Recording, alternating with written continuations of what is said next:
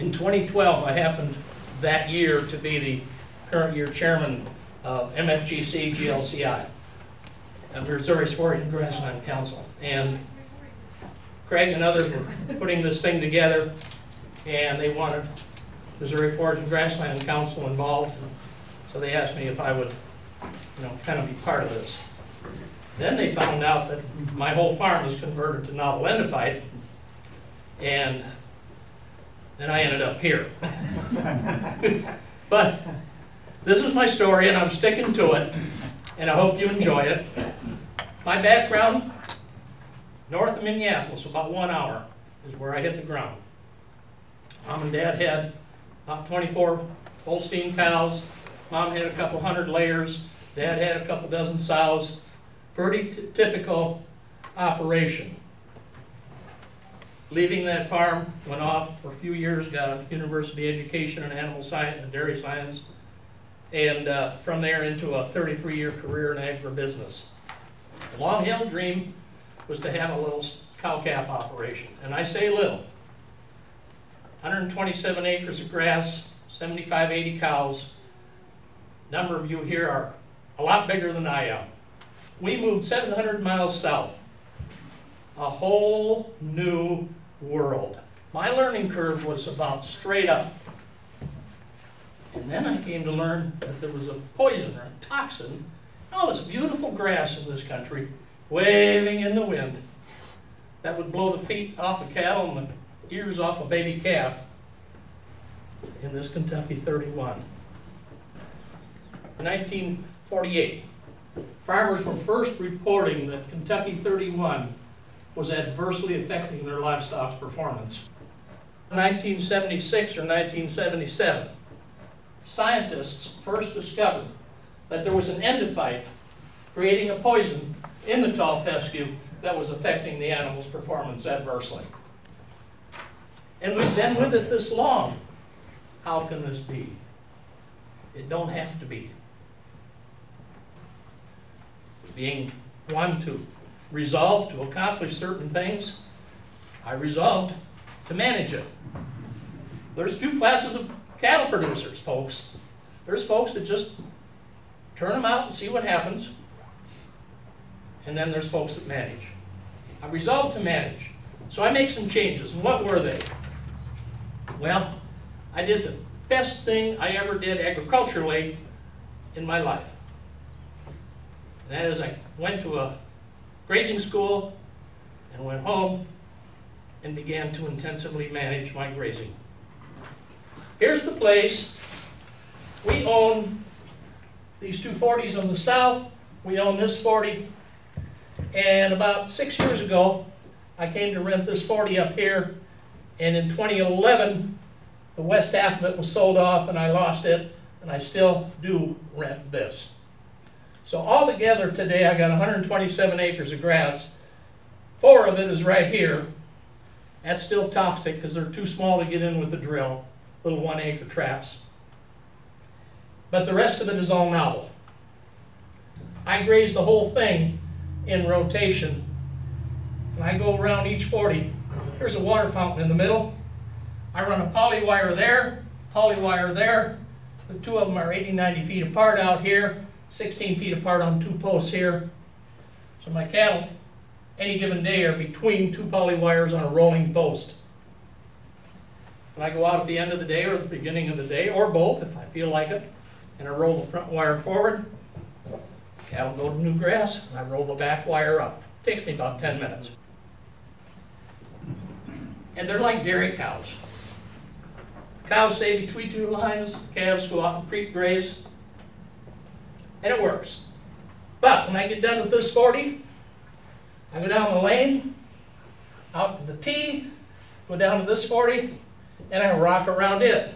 When that 40 is cleaned off, I go up this 40 and I rock around it. Now, while I'm busy rocking, plants are busy growing, and all of a sudden I start seeing boot stage grass.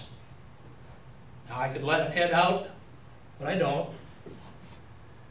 I come out with my 9-foot 2-inch steel cowl, and I cut everything that's getting ahead of the cows.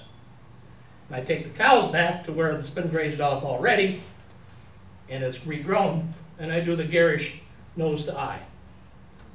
So basically when it's up to the eye, hit it, start grazing. If you can't get on there with cows, get on there with steel.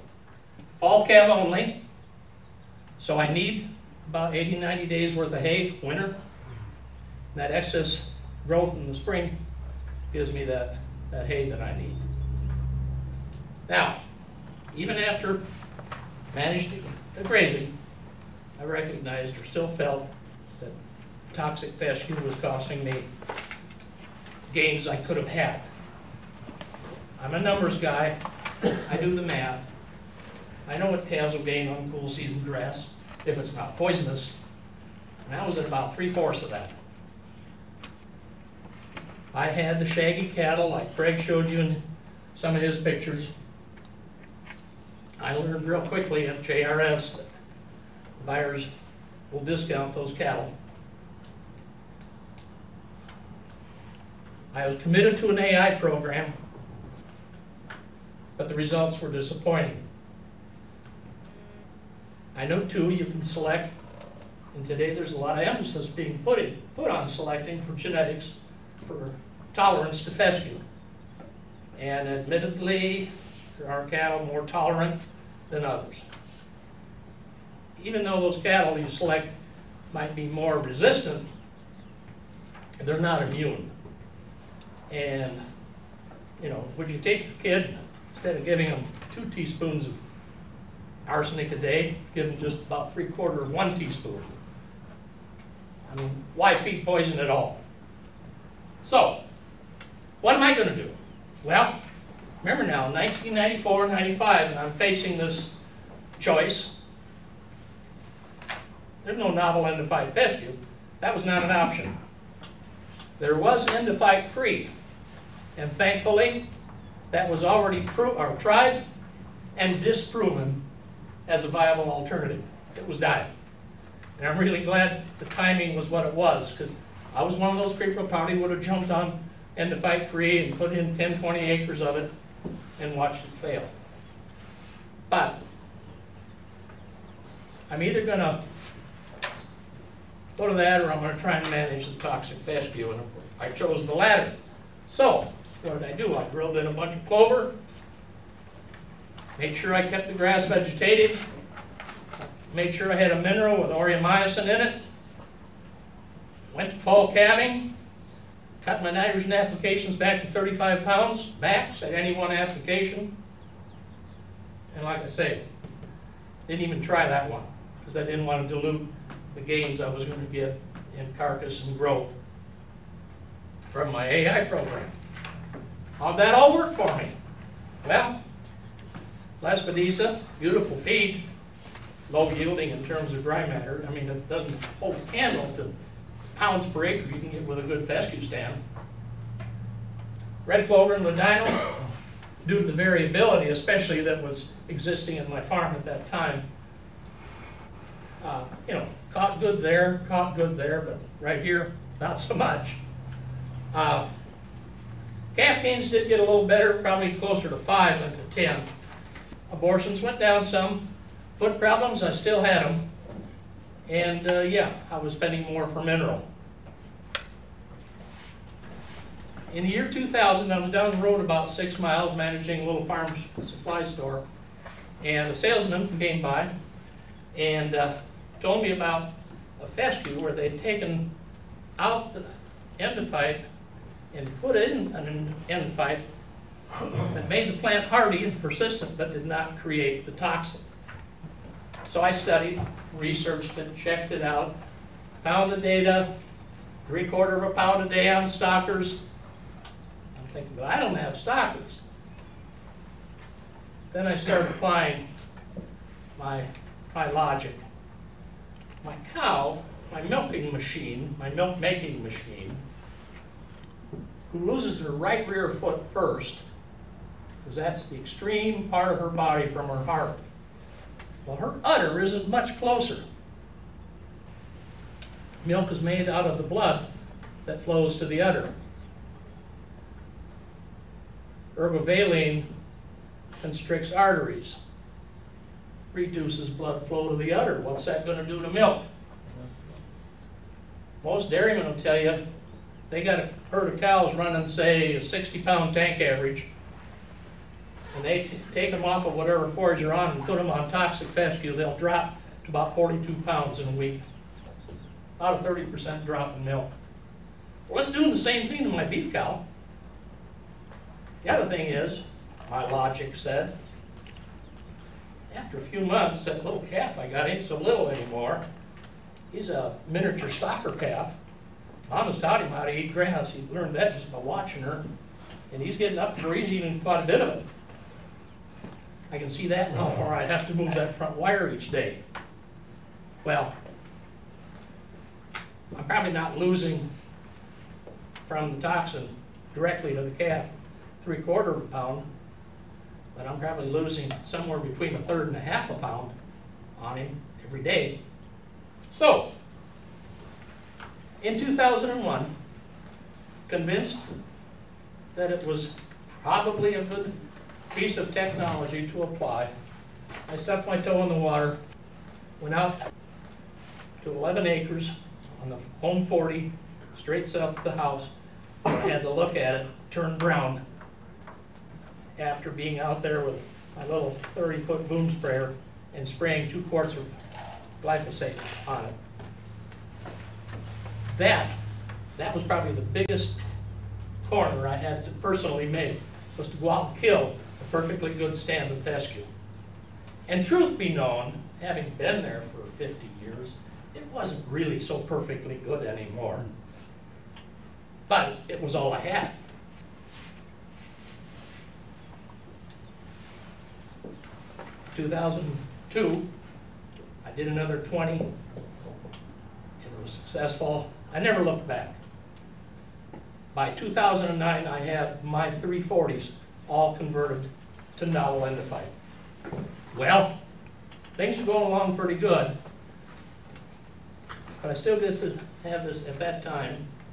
In 2010, I still had the whole 32 acres of rented ground, that northeast quarter of my quarter. Cow herd and calf herd, everybody calves in September, October, and in November we run the cows in, put in cedars to synchronize. 16 November 2010. They had that day cleaned off the last of the grass novel on my home farm, on my 340s, and all I had left was the 32 acres of rented ground. We put the cedars in, turned it back out. They had been on my novel for 102 days. It had been 102 days since they had previously been on that 32 acres of toxic ground. The moral is they had become naive to the toxin from being free of it for so long. And there's a 2-year-old heifer, 2¼ heifer. She had a beautiful calf on her and one in her, I presume. And I had to shoot her late January. And another one just like her a week after that. Put on the loader before bringing her up to the yard for the dead truck. She looked like that. Right rear foot. Grotesque is, I think, an appropriate word. We don't need to be doing this to our cattle. Like I said earlier, in 11, half of that 32 was sold, and I lost the opportunity to rent it, and I still had the 16 of hot fescue. Talk about a burr under your saddle. When your old farm is novel, you got the 16 acres, you need to utilize it, and it's hot. For that 2-year period following 2010, I made sure my cows were never on novel more than 30 days without having a taste of toxin. I don't know if 30 days was right, but it worked for me. I know that 132 days, or 102 days was wrong. The point I want to make, and I think the reason that they've asked me to be here, I keep records. And I got records that prove to me, you'll have to decide for yourself, but they prove to me that when the neighbor said I could go ahead and kill his toxic fescue on that 16 acres, and I went ahead and spent $3,200 to do it, I'll have it back in under 2 years. I base that statement on my records. My cow records, cattle records, are on Microsoft Access, which is a database program. It's such a program. From it, you can design records, anything you want to bring out. But if it happened, I've written it down. People feed it in. Measure it, manage it, and monetize it, right? So, we're going to measure it. Of my 127 acres of grass, backgrounding my calves for 2 months after they're weaned consumes about 6 acres. Now, they go over more than that, but it's only for 60 days. But if they were there theoretically for a year, it would take 6 of my 127 acres. The heifers I raise, 10, 15 a year, 7 acres. So there's really 114 acres left available to cows. Divided by my cows is just a hair over 1.5 acres per cow. Now, I'm going to show you payback per cow, because in my head, I approach it this way because it's the cow that's going to pay me back for that 150, 200 bucks per acre. And I'm using 200 per acre as a cost here, okay? Anyway, at 1.5 acres per cow, that 200 per acre becomes $304 per cow. So if I go to, I don't buy cows, I haven't bought an animal in 20 years, but if I were to go buy a cow, and she's $1,500 today, as soon as she come out, I gotta say, well, for me, she's an $1,800 cow, because I got $300 per acre conversion in her, okay? Here's one of the reports I was talking about. The far column is the birth year. Here is the number of cows serviced that year. If you notice, I got up as high as 91 cows. That's when I had that whole 32 acres of rented ground. Didn't last long. Percent conception, percent weaned, and adjusted 205 weight. Now we're going to talk about these numbers in a second. But I want to clear up something on weaning percentage. Anybody want to give me what weaning percentage is? What's the definition of it? How do you derive that percentage figure? Anybody? Based off mother's size, isn't it? I'm sorry? Based off mother's size, mother's weight. You take a piece of paper and you draw a line right across the middle of it. Down here is your denominator, right? You write down the number of cows that were exposed to a breeding experience. AI or natural, or both. Clean up. Number of cows exposed. Up here, 16 months later, you write down the number of calves weaned. A lot of folks say, well, my weaning percentage is about 98%. Yeah, because the herd kind of got thinned down. But when you put 16 months between finding the denominator and the numerator,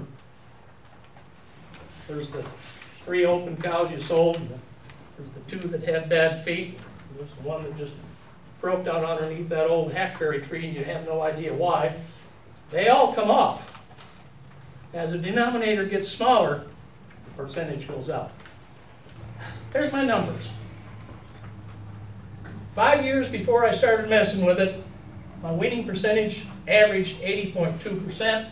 My weaning weight, 205 adjusted, averaged 527. My last 5 years, 91.2, 587. Now, I made note here. There were 4 years I fed creek feed. Those 2 and those 2. My weaning weights went up to almost 600, or 1 year it even was. Now my deduction at the time was I was just kind of trading money with the feed store. There are times that would pay to feed creek. For me, it's another chore. That's something I've been trying to eliminate, especially in the last couple of years. So I don't creek feed anymore. I don't want a free choice. I would have to bunk feed because I believe in control. And that would mean a high fence the calves could go under, and it would mean putting feed out every day. And I'm not going to bother. But anyway, before and after, okay? Now that's what we're going to base our analysis on. Weaning weight, improved by 60 pounds. I'm using 85 cents worth of each additional pound gained. Times 91% wean, 46 bucks. Increased return per cow from the program. Here's the big gainer. Weaning percentage. From 80.2 to 91.2, an 11% increase. On my herd, that was 8.2 more calves weaned and sold at 1,050 apiece, divided by 75 cows, $115 per cow. Coming back home per year. Backgrounding. 60 days, gaining an extra 3/4 pound. Now, I'm not taking that from my records. I'm taking that right out of the research reports. 13 states, countless trials. You can hang your hat on 3/4 pound. $35 a cow. Replacement heifers. I don't sell them, I keep them. An additional 3/4 pound during the 150 days that they're being developed is another $12.75 a cow. Now, I don't take that to the bank, but my heifers are bigger, cycling more reliably, conceiving more reliably. So anyhow, let's recap that. 46 bucks on weaning weight, 114 on weaning percentage, backgrounding 35, and 12 on the heifers is $209 per cow per year.